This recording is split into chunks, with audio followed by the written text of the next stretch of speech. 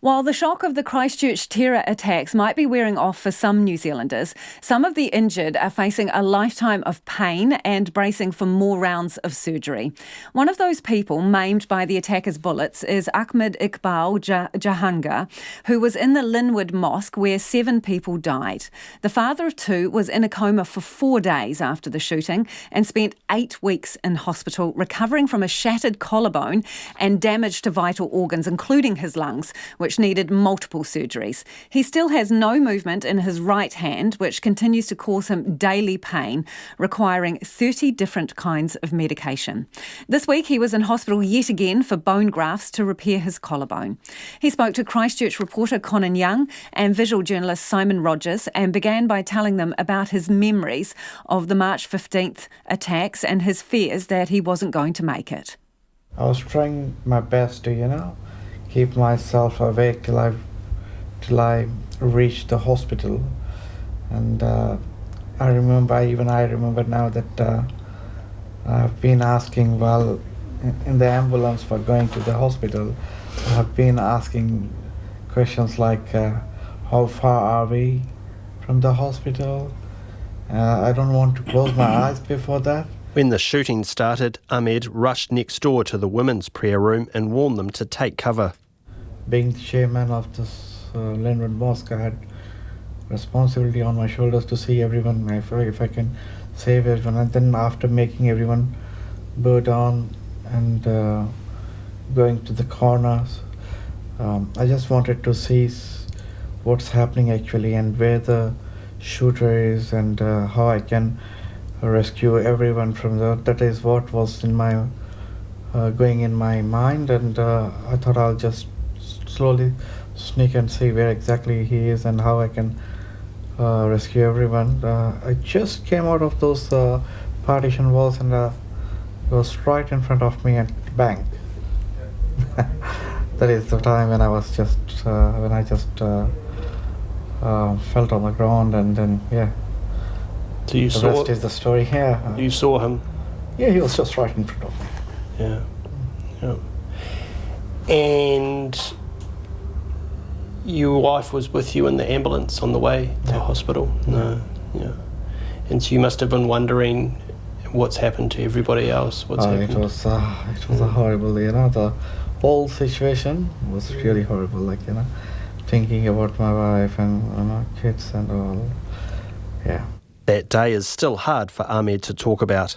I just don't want to remember all those things, but that's the fact. I don't think I can. I just can't wipe it off and say now. But that is what happened, and my wife got a few big injuries.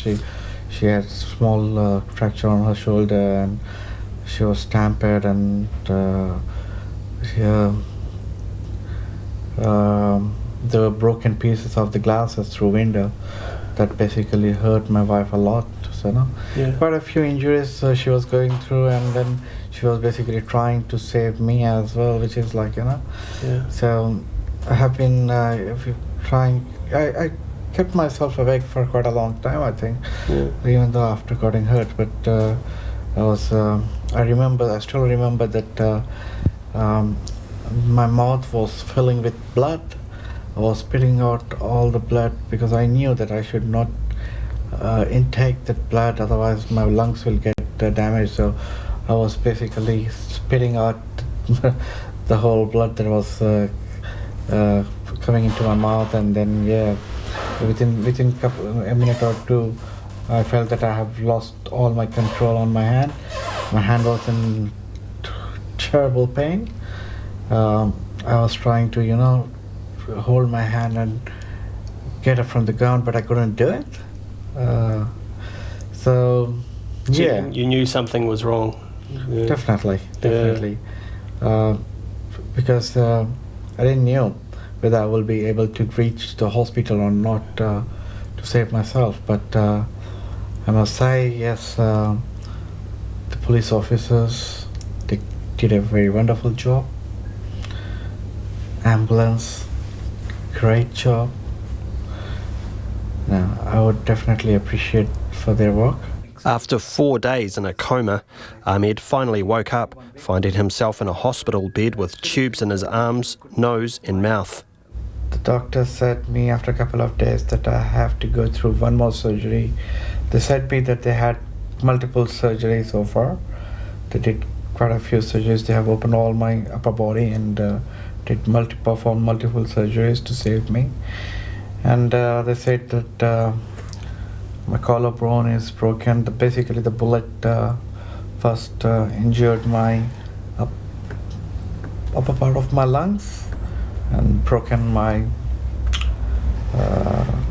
collarbone and scattered all my nerves, because of which I have lost my hand. So you can't feel anything in your hand? Very dull feeling. Otherwise, no, I can't move my hand. I have lost the control. On this meeting with Ahmed, he's 1 day out from yet another round of surgery. This time, surgeons have taken bone from his hip to help reconstruct his shattered collarbone. But he said it won't fix everything, and he's been told to get ready to live with and manage constant pain.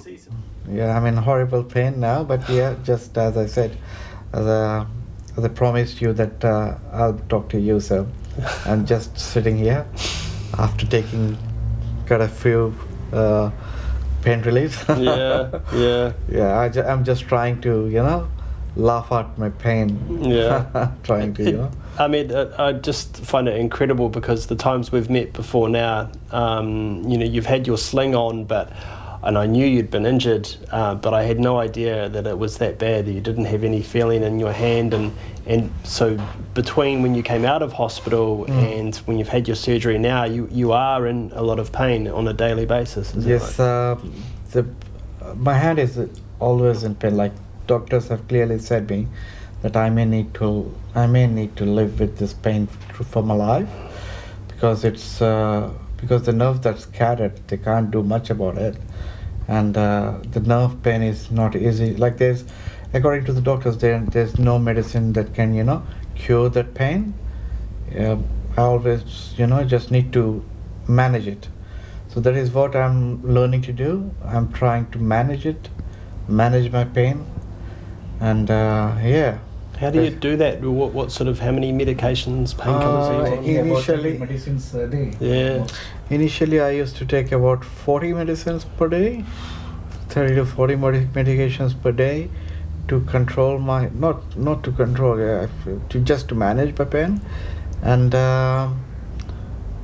slowly we have reduced it. I'm taking somewhere between 20 to 30 medicines still to control it, and hopefully, while the time goes on, I may be able to cope up with it more rather than.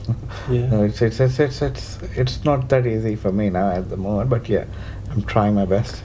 Yeah. And as I have informed that I have got one more major surgery down the line, so where they are planning to implant a nerve on my neck. They'll take out a nerve from my leg, and so it's going to be another big one. Despite everything he's going through now, Ahmed thanks Allah for sparing his life. He says he believes somehow good has been drawn out of the evil of that dark day. When I used to see people standing at the driveway of the mosque, not the ones who are Muslims, they were from different religions, they were from different community. They used to stand there, they used to say, "We are here, don't worry, we are all one." They used to bring flowers. That is what it is, it makes you feel so happy, so strong. Police always protecting the mosques. It is wonderful. Whatever happened definitely should have not happened, but this has proved that we are all one. Ahmed's restaurant, Bawachi, specialising in the food of his hometown of Hyderabad in India, has had to take a short hiatus while he recovers.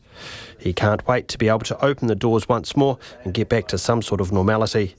He says despite everything that's happened, Christchurch, where he and his family have lived for the past 11 years, will always be home.